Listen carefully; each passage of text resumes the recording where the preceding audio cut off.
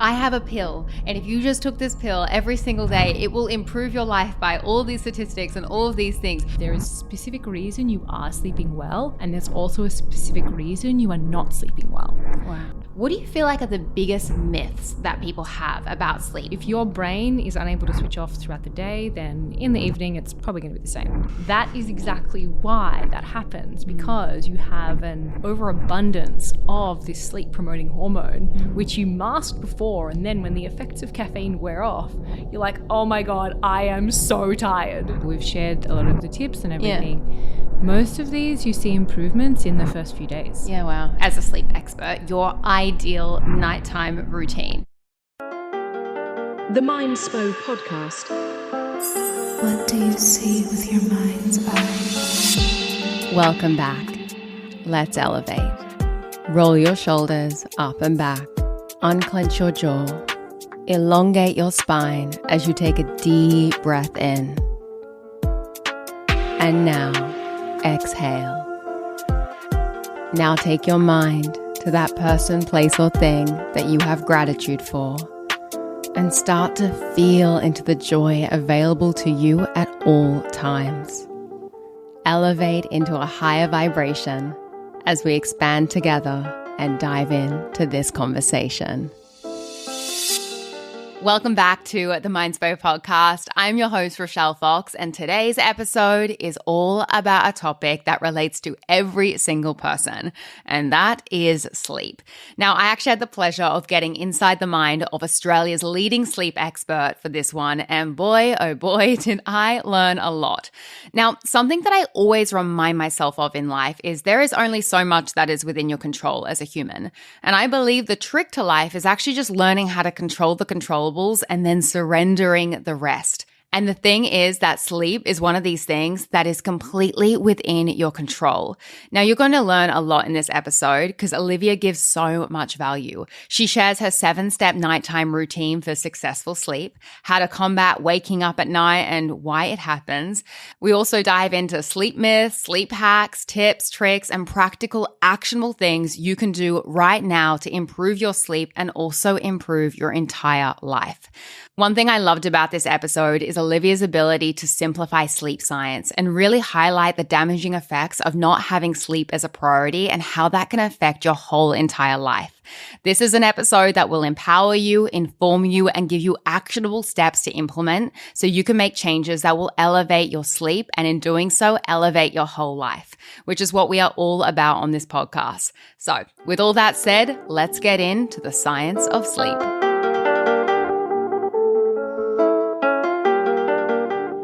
Olivia, I am so excited to have you here on the Mindspo podcast. I can't believe we're having this conversation because it's a very important one. Oh my gosh, sleep is such a big topic.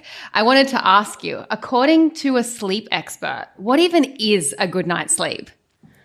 A good night's sleep, you know, because you wake feeling refreshed, rejuvenated, and you're ready to go, and you don't need 3 cups of coffee to get there. Oh, snap. 3 cups of coffee. I've definitely experienced having a not good night's sleep then.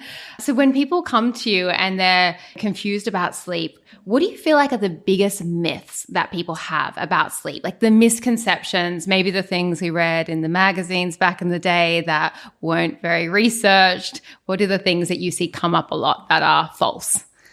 The biggest misconception about sleep is that there is nothing you can do to improve it. Ooh. Many people sit there sleepless every single night and they think, this is just me. I'm just a bad sleeper. It's just because I'm stressed. It's just because I'm busy at work. All of these things, sure, they're valid, but there are so many things you can do to improve the quality of your sleep and to sleep well, even if you are stressed, even if you are traveling across time zones. There is so much you can proactively do to improve your sleep. So I think that's definitely the biggest misconception, is that it just happens and that there's no reason or rhyme to it. No, there is a specific reason you are sleeping well, and there's also a specific reason you are not sleeping well. Wow. The thing is that most people don't understand the impact of psychology, sleep psychology, or sleep hygiene, it's more commonly called, diet, exercise, light exposure, bedroom environment, alternative and complementary therapies like meditation. So when you recognize that you can leverage all of these elements of your life to promote healthier sleep, then it becomes, you become aware that you can do so much to improve your sleep. Yeah. However, to believe that your sleep just happens and that there's nothing you can do about it and that there's no reason why it is the way it is the biggest misconception, 100%. I love that because we're all about personal development. And what you're saying to me, what I'm getting through is it's a little bit of a belief that people have. Like, and I can really feel into that. There's been at times where I'm like, oh, I'm such a bad sleeper. You know, we'll say things like that in our head. And you're really that person to empower them and be like, you're not a bad sleeper. You're just having temporarily bad sleep. And here is X, Y, and Z that we can do to fix it. Correct. So you have bad sleep behaviors. You are not a bad sleeper. Ooh, snap. There's a difference. Massive. It's what you are doing. It's not who you are. Yeah. Wow. I love that. When it's something that is part of your identity, it's who you are, you can't change it. But if it's your behavior, you can change it. And sleep is a behavior. That's like saying, I'm a bad eater. Well, no, you're just eating poorly. You're making bad eating choices. Nobody is inherently a bad eater. You just don't know how to eat properly. Yeah. Similarly, nobody's inherently a bad sleeper. You just don't know how to sleep properly. Oh, so good. So getting into how to sleep better, let's talk about nighttime routine. So you are obviously an expert on this stuff. What would be, as a sleep expert, your ideal nighttime routine? Okay, so my ideal bedtime routine is on one of those cards that I shared with you before, which is called my signature bedtime routine. It has 7 steps, and 100% of my private clients who have used this have seen improvements in their sleep in less than 7 days. Wow. Step 1 is to wear blue light blocking glasses 2 hours before bed. This is because light is the main factor to control your circadian rhythm and melatonin, the sleepiness hormone. So the more melatonin the body produces, the easier it is to fall and stay asleep. The more that light exposure you have, the less melatonin your body produces. It's the number one factor above diet, above all other factors that have been found in clinical evidence, right? So that's number 1. Block out blue light, wear blue light blocking glasses 2 hours before bed. Number 2 is to use lavender. This is really helpful for those who struggle to switch off because lavender activates the parasympathetic nervous system and helps us feel more relaxed. When your parasympathetic nervous system is being dominated by what's called the sympathetic nervous system, that is when you feel anxious. So this is directly shown in clinical trials to reduce anxiety and to improve sleep quality. Step 3 is to disconnect from tech 1 hour before bed. Cut out your devices, cut out your phones. There was a research study that found those that are on their phone in the last hour before bed are 48% more likely to take over an hour to fall asleep. Ooh, fascinating. Step 4 is to have a shower. This helps your body produce melatonin, that sleepiness hormone. Step 5 is to take a magnesium-based sleep supplement. This, again, is really helpful for those with bedtime anxiety because magnesium is the primary mineral to relax the body and has been found in clinical trials to reduce anxiety by 31%. Step 6 is to read a book, read a printed book such as mine. Yes, we have your book. I have to shout out Bear, Lion, Wolf. This is amazing. So this is like the A to Z of sleep. We read this book, we're going to get a massive download. I would hope so, yeah. Yeah, we're going to put that in the show notes. So I think it's a great bedtime read. The ultimate bedtime. It's the ultimate bedtime read. Somebody once asked me, they're like, if somebody fell asleep reading your book, would you be upset or What was your answer? I was like, I don't think I would be upset as long as it was like close enough to bedtime. Yeah. And then step 7 is to wear an eye mask, because equally as you need to block out light before bed, you need to block it out throughout the night as well. Now, before we go on to anything else, a lot of people hear that and they're like, oh my God, there's so many steps, there's so much to do, it's really overwhelming. Okay, actually, look at the steps in themselves. Most of them take 30 seconds to a minute. Wear blue light blocking glasses, 10 seconds. Use lavender on pulse points, 10 seconds. I was most excited about that tip. I'm like, I have an excuse to go and buy some bougie lavender. Lavender's amazing. Yeah. Stop using your phone, 0 seconds. You just stop it. Take a shower, 4 minutes, ideally, because we save water, you know. Taking a magnesium-based sleep supplement, 10 seconds. Reading a book is really the only thing that takes time. But if usually what people find is by the time they start to read, within 10 minutes, most people are asleep, because it's actually really positive for sleep and, you know, helps us fall asleep. And then wearing an eye mask, you know, again, 10 seconds. So although it sounds like there's a lot, there's actually not. And so this is why I made this sleep checklist that you literally just need to tick it off every night, because you just see, okay, it's actually a very simple routine. You just need to follow the steps. Yeah. I love that you've given it a routine, because I feel like sometimes sleep can just feel like, oh God, now I've got to go to sleep now. But you've kind of, that feels romanticized to me in a way. Maybe that's just me, but I'm like, oh, lavender, and I'm turning my phone off. I'm making sure I've got my bed. It's sounding bougie. A nighttime magnesium drink. I love the idea of like a nighttime wind down ritual with like a drink. That's, you know, it's sounding good. It's like a nightcap, but it's actually going to get me to sleep rather than keep me awake. Right. Speaking of keeping awake and staying awake, a lot of people seem to wake up in the middle of the night. There seems to be like a big problem. Why is that, and what can we do about it? Okay, so the 2 biggest reasons you wake up through the night, one is due to high levels of stress. Now, this is commonplace for so many people, and I know for your community as well, which is probably why they turn to you, is because they are overwhelmed with stress and they just cannot switch off their minds, and it's just going and going and going all the time, right?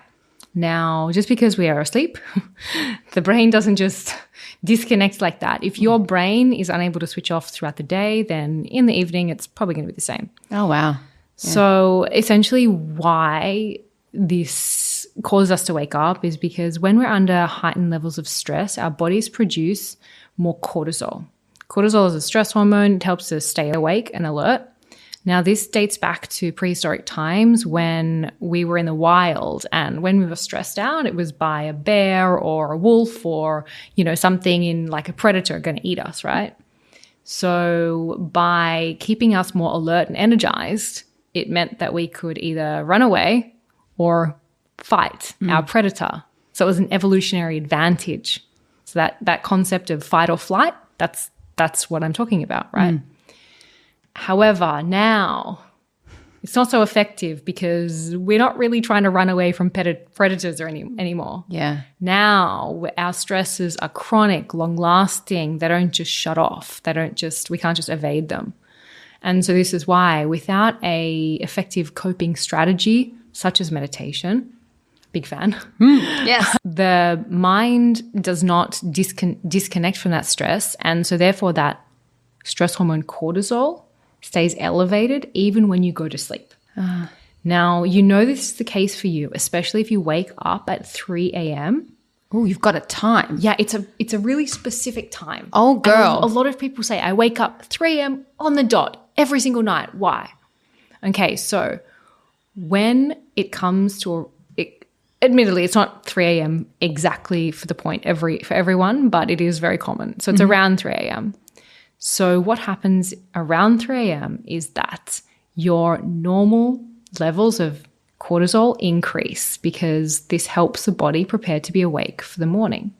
However, if your baseline levels of cortisol are too high because of stress, then instead of staying in sleep, when it rises, you'll wake up.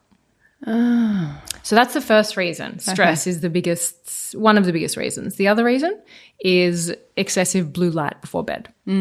Guilty. Have been guilty. Working on it, always improving, but I've definitely been guilty of that one. It's okay. I swear to God, every single person that comes to me and says, I've tried everything, I just can't seem to sleep through the night. What am I doing wrong? And I say, well, what are you doing before bed? Like, oh, I don't know. I'm just watching TV and then I just go to sleep and all of a sudden I wake up. Oh, okay. Well, TV emits blue light. Your phones emit blue light. Ceiling lights emit blue light. Your laptop emits blue light. Anything that emits blue light suppresses melatonin, that sleepiness hormone that I mentioned before. Now, this isn't only important to fall asleep, but it's also important to stay asleep. So if your body doesn't produce enough melatonin, then because you've had excessive blue light before bed, then there is a high chance that you awake through the night.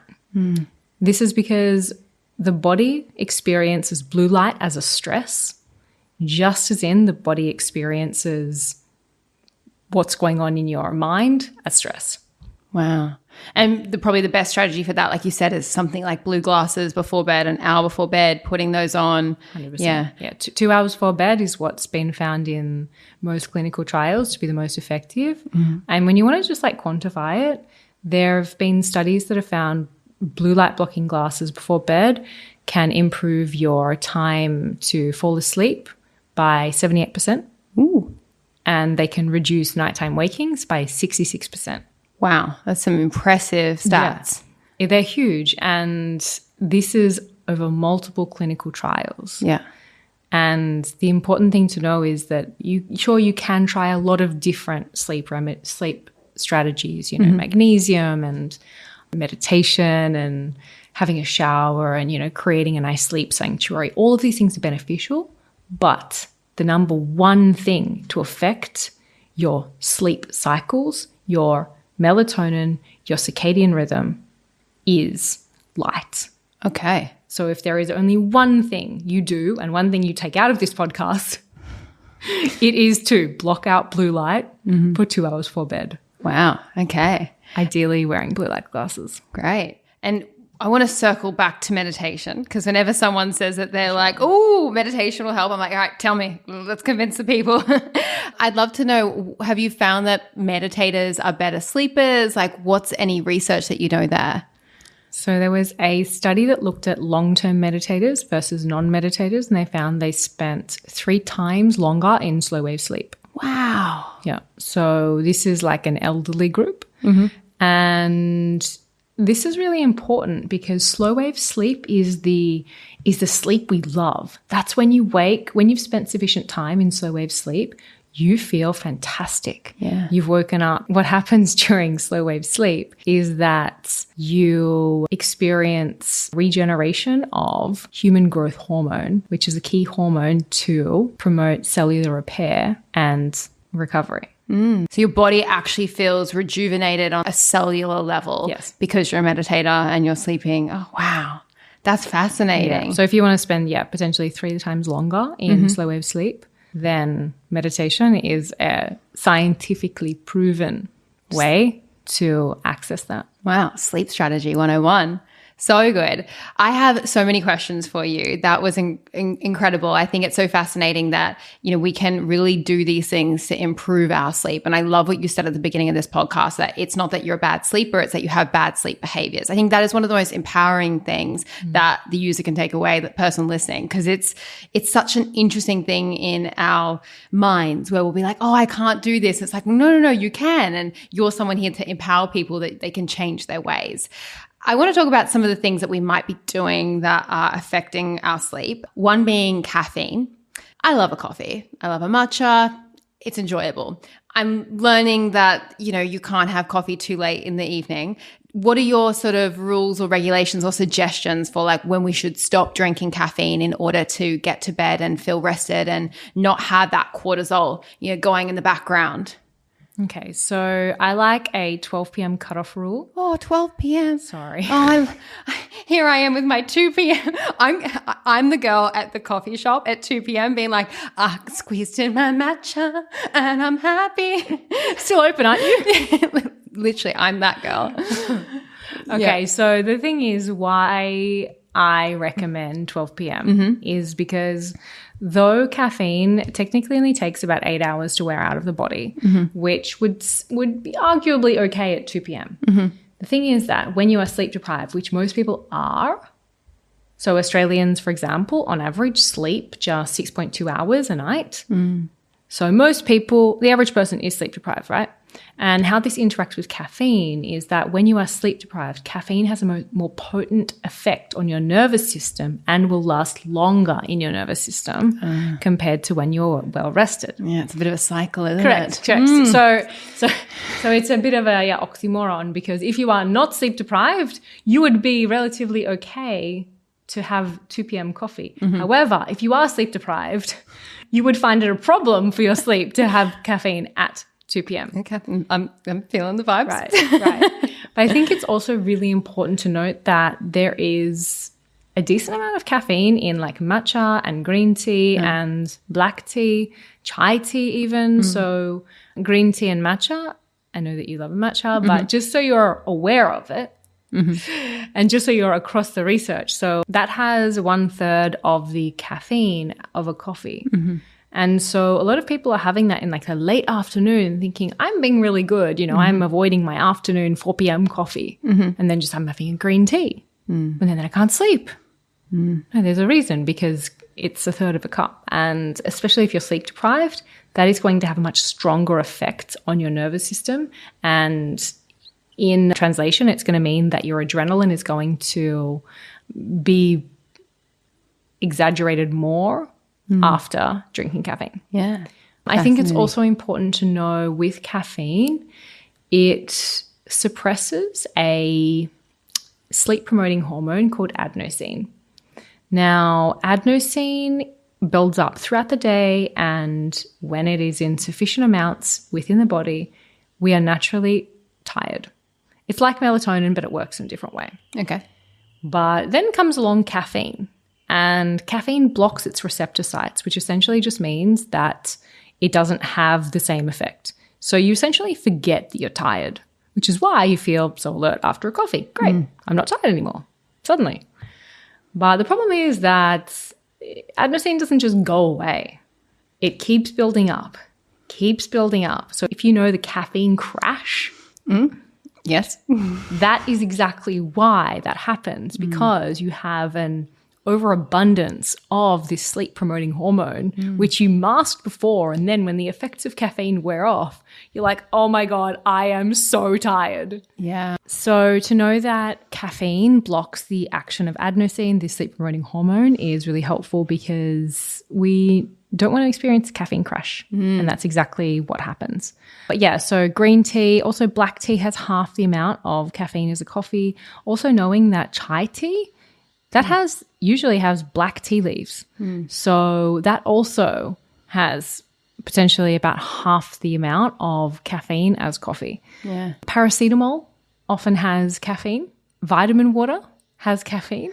All of these things. Chocolate does have caffeine, but it's actually a really, really small amount. So quantifiably, it's like usually around 3 milligrams for every 100 grams, whereas black tea is like 50 grams, for example. Yeah. So chocolate is really not an issue when it comes to, at least, usually it's not such an issue in terms of sleep quality and, caffeine content. It's probably more of an issue because it has sugar and caffeine, but overall, yeah. But I just think it's really important to, I guess, share these other sources of caffeine. Yeah, so people are aware. Yeah, because a lot of people say, well, I don't drink coffee. Well, okay, but you might have, a vitamin water. I wouldn't have thought, until I did my research, I wouldn't have thought vitamin water has caffeine. Yeah. But also non-cola drinks like Sprite and Fanta. Like you think, oh, but I'm not drinking Coca-Cola. We're having a Sprite. Like, wow, okay, interesting. So I want to talk about something else that I know is definitely not good for sleep, that I feel like a lot of people have before bed and then they can't get to sleep, and that is alcohol. I'm currently sober. I've been 8 months sober now, and it's been really, really interesting because I definitely can sense now how when I go out and I have a good night out and I don't drink, I'm able to fall asleep so much faster. And I can really remember having a big night and then really struggling with sleep. Firstly, let's just talk about alcohol and sleep. How does that affect sleep? What's the deal there? So alcohol is without a doubt a sleep saboteur. I think that's news to no one. Yeah. But why? is because it suppresses REM sleep. REM sleep. Yep. Yeah. REM sleep. Yeah. So REM sleep is necessary for memory formation and emotional regulation. Now, studies have shown that when we are deprived of REM sleep specifically, afterwards we are more negative we have a negative bias in terms of interpreting information. We feel negative about it compared to if we have sufficient REM sleep, we feel objective and balanced. Important to note that, that maybe somebody's thinking, but maybe it was just they were deprived of sleep. No, actually, this study found that they had participants deprived of total sleep, REM sleep, and slow wave sleep. And it was the ones that were specifically deprived of REM sleep that were the most negative out of all. So it's really bad for our mood. Wow, and fascinating. So when you're hungover, you don't want anything worse for your mood. But that's actually probably why part of the reason we feel so moody in the morning, because we actually haven't had sufficient REM sleep. It's not just that we're hungover, it's just that that's the consequence of being hungover. Yeah, and then we go and cure it with a bacon and egg roll and then a double coffee, right? And then the hungover meal from some kind of pizza shop in the evening and the soft drink because we're feeling a bit low. So it's kind of like a slippery slope, isn't it? Correct, yeah. I think what I find so interesting is if someone is drinking and they're aware that they're going to go out and have a big night, is there anything that they can do to, improve their sleep or be mindful of it? Like, is there a rule that we should have, how long before sleeping should we stop drinking? Do you have any guidance around that? So if you must drink, if you've decided that you cannot avoid drinking, here are some strategies to mediate its impact upon your sleep. Try and go to bed with a blood alcohol level of 0. So this means afternoon drinks better than evening drinks. Okay, yeah. So essentially, the closer you have alcohol towards bed, the more likely that it will be to suppress REM sleep. Yep.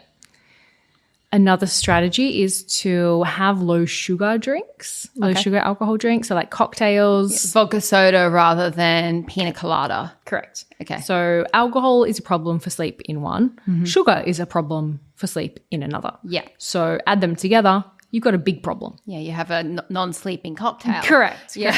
Rather than swapping my magnesium drink and lavender for a non-sleeping cocktail and then calling myself a really shit sleeper. It's all making sense to me now. Right. They're probably my biggest 2 strategies, but you're 8 months sober, which I think is fantastic. And I trust you've seen significant improvements in your sleep just due to that. Yeah.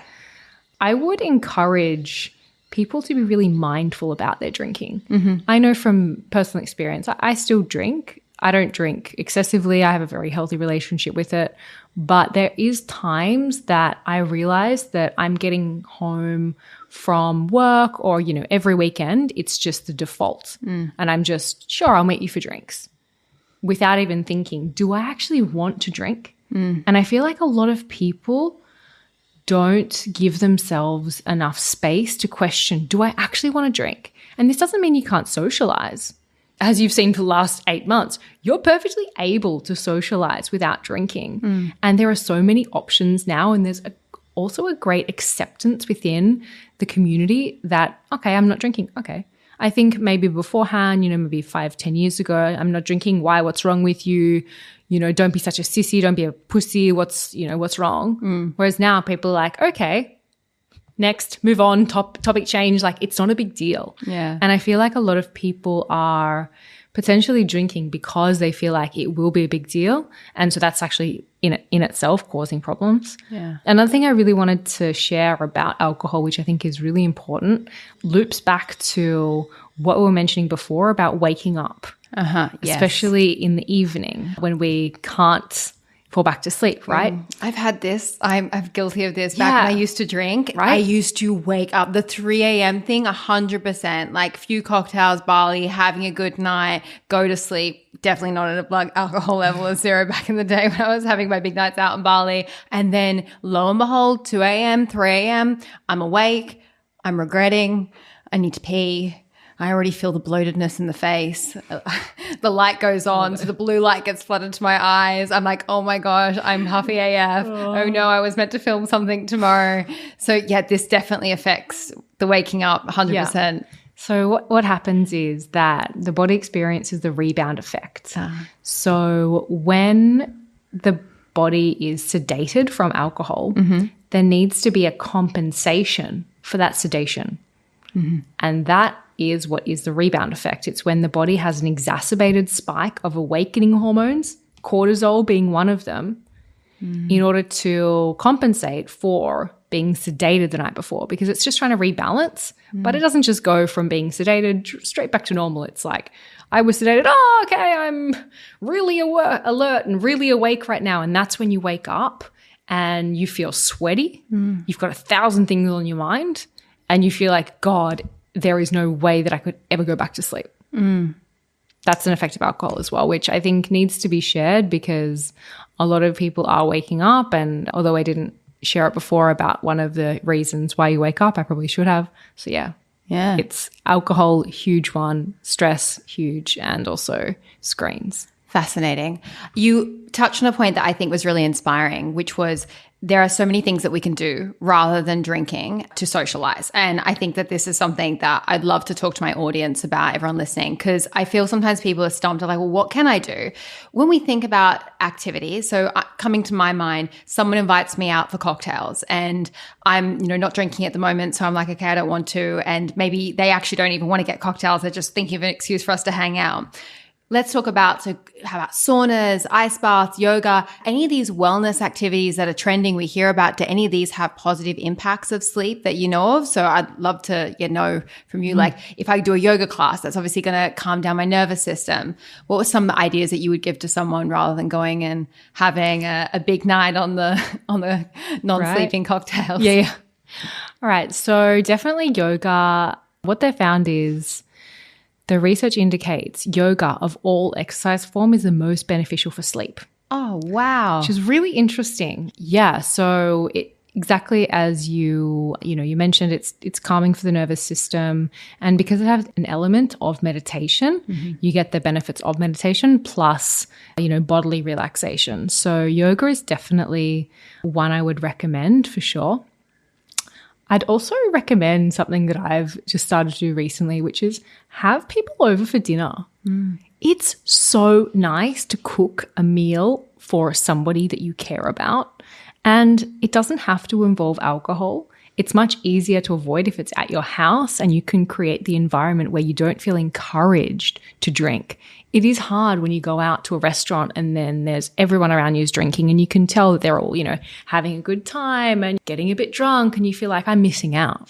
But if you go to an environment where you literally just create, like my home here today. Such a vibe, right? Yeah, so relaxed. Right? And you're like, why do I need to drink tonight? Because this is just so relaxed and chill. So that's something that I would definitely recommend. Yeah. Other wellness activities that can create community, definitely meditation, of course. We touched on that before. An evening walk, that's something that I would definitely recommend. I think, the notion that you can't exercise late at night, sure, don't go and do a high intensity workout at 10 p.m. or 9 p.m. But a gentle nighttime stroll, that is completely okay. Vibes. I'm down for the gentle nighttime stroll. I love a nighttime stroll. Jackie also loves a nighttime stroll, my dog. Yeah. I'm a big fan of Jackie. If you guys hear the little tick, tick, tick, tick, tick throughout the thing, we're filming this in Australia right now, recording it. We've got the galahs going in the background. We've got Jackie's little paws. It's a whole zoo. I'm loving it. I wanted to also ask, exercise, helpful for sleep? Yes. Yeah. So what should we be doing on a day-to-day, or weekly basis to help us, get a better night's sleep? So with exercise, you want to exercise the first thing in the morning, ideally. Okay. Now, this is because exercise helps stimulate the production of cortisol, our awakening hormone. So if you exercise in the morning, you may be less likely to have caffeine. Hack. Hack. Yeah. I'd also recommend it for the morning because often you don't get to it in the afternoon. There was a study that found 1 in 3 people who were tired skip exercise. And like after a big day of work, we're all kind of tired. And so the chances that you will actually do it after work are much lower. And so on a statistical level like that, it's more beneficial to exercise in the morning. It helps your body align to the light-dark cycle, which is essentially when it's light outside, you're awake, and when it's dark, you're asleep. Yeah.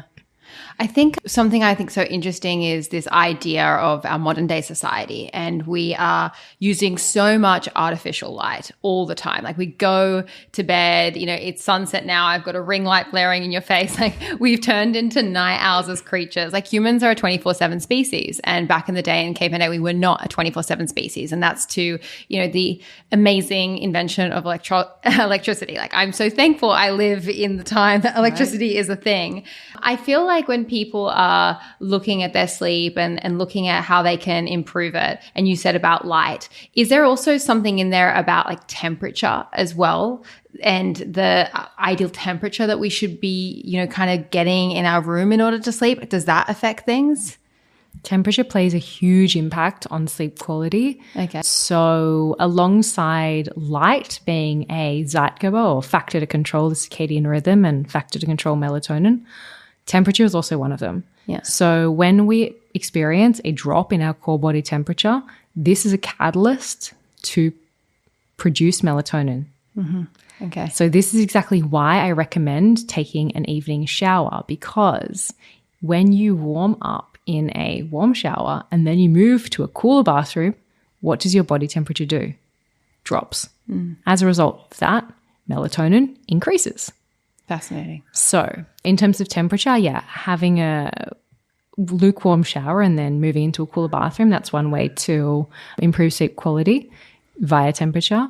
But also having a fan, if you've got an aircon, setting it to 18 degrees. I know it sounds cold, but that's actually the best temperature for sleep.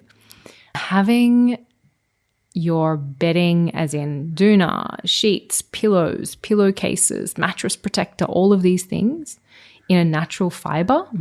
This is really important as well, because this can absorb excess heat. Should you overheat through the night, keep you cool. Okay, I can 110% testament to that, because we've been living in Bali. Bali is the tropics, right? So we're talking hot. You cannot sleep without an aircon. You can't function without an aircon. We moved to this new place and we were just struggling with our sleep for like the first month. And then I was like, that's it. We need to buy all new bedding. I went and bought bougie bamboo, natural bamboo bedding, sheets, mattress protector, inlays. I had started sleeping like an absolute baby. Yeah. I am so happy with my bougie bamboo sheets. They are never going to be changed. And they're literally one of the best investments I have ever made.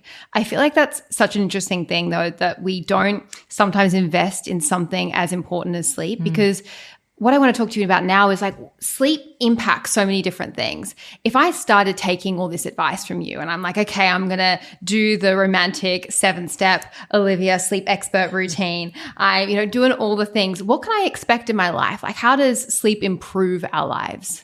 Okay, so you would expect to make less mistakes at work. 29% of all workplace errors are directly attributed to fatigue.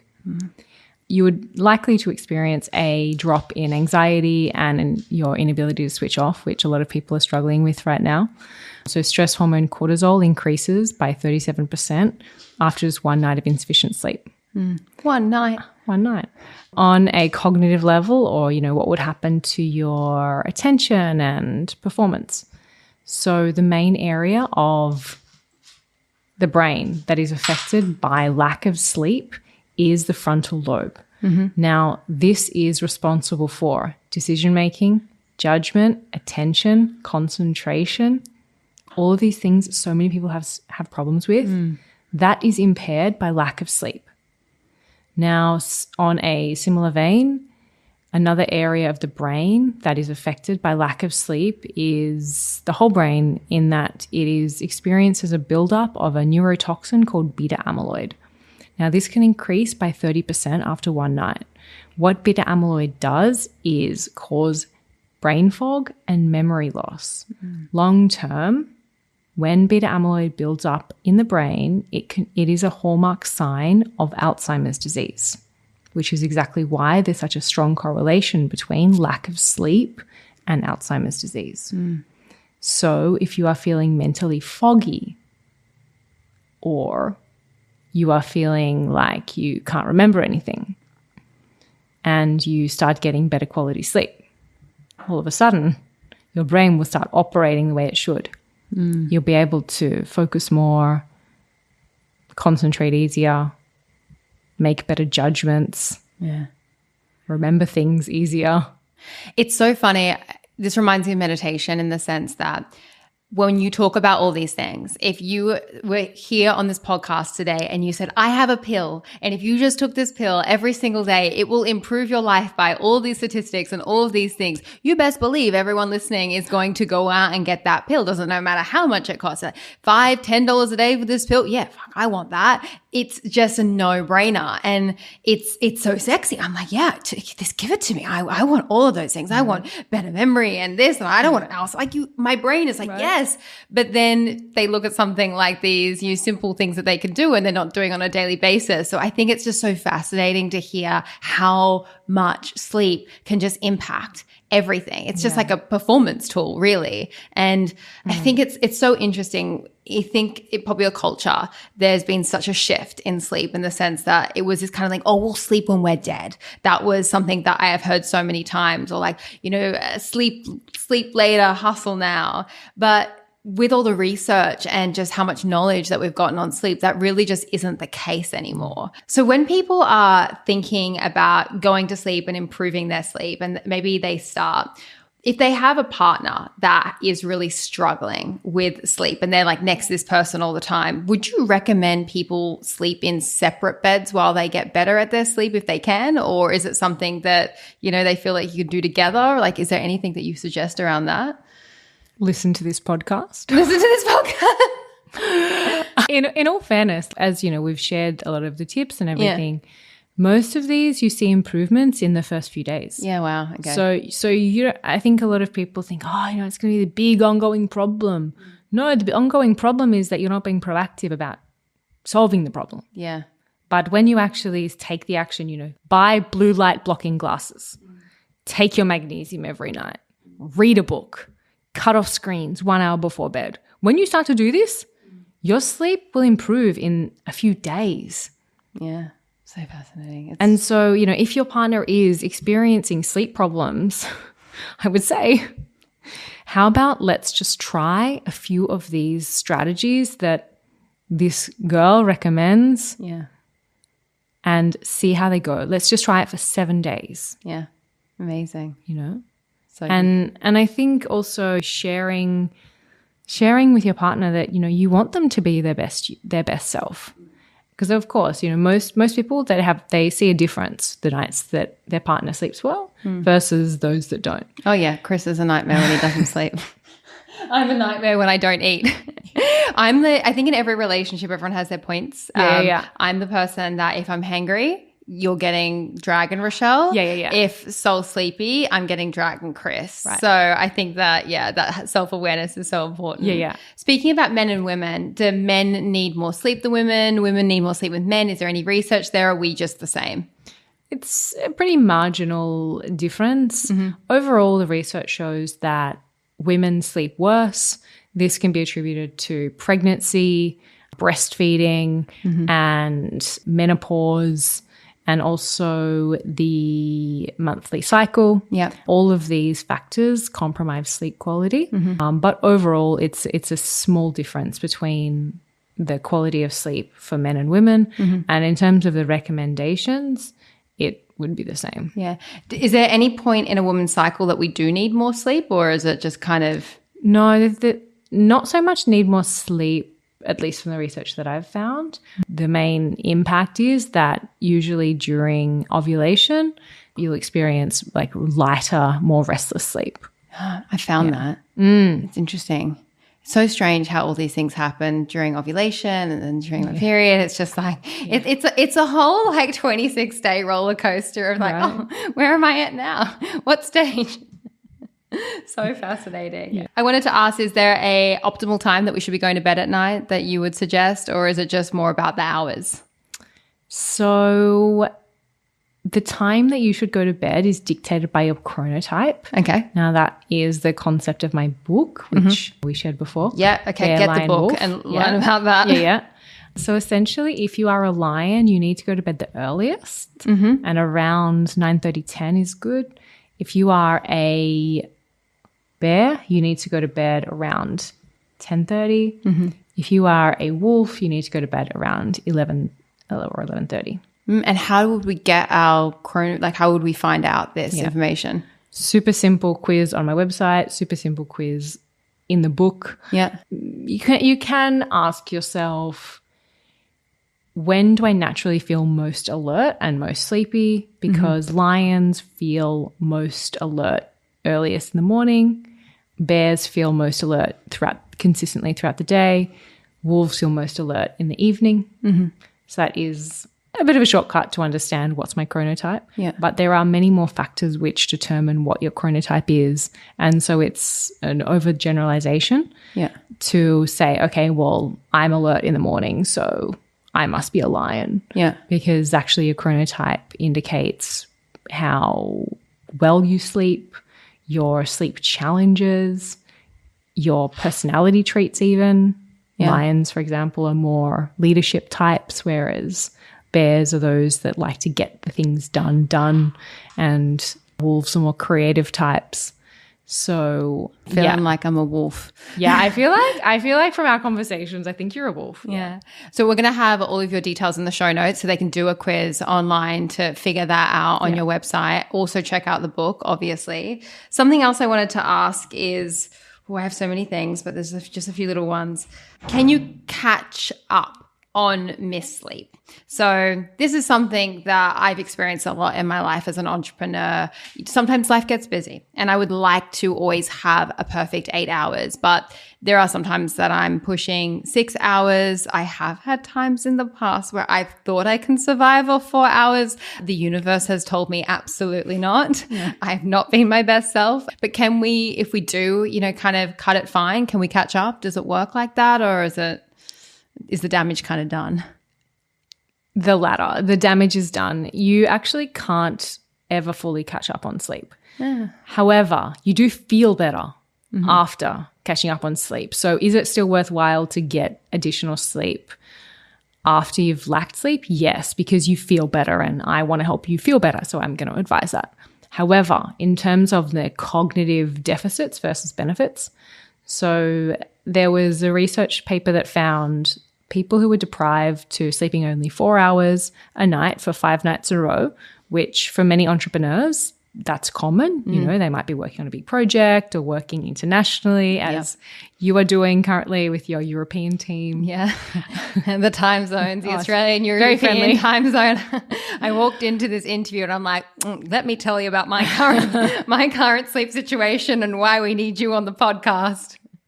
This is actually just a ploy, just because you're struggling right now being in Australia. I'm using the podcast as a way to interview experts to improve my personal performance, and I just happen to be also recording them for you. The cat's out of the bag. That's fine. I'm happy to help you and happy to help your community. Too good. Yeah, so this study found that when deprived of sleep 4 hours a night for 5 nights in a row, even after an entire week of recovery sleep, an entire week of sleeping as much as they needed, they still did not perform as well mentally as they did prior to that sleep deprivation. Oh, damn. And then what if you're thinking, but what about just, one big night of sleep? Would that make a difference? No. There was another study that found when they were able to sleep 10 hours after being sleep deprived, they still did not perform as well. They were still lacking attention. They were still sleepier. They were inaccurate. They were more fatigued. Right. So, you can't really catch up on sleep. However, you do feel better. Okay. But it's important to also know that because your brain is still impaired, your judgment is also impaired. So you might feel better and think you're performing as well, but you're actually not. I feel like this podcast has made me want to buy all of my stuff, like bamboo bedding and like sleep masks, and just invest in everyone who ever works with me. Blue light glasses. Sleep.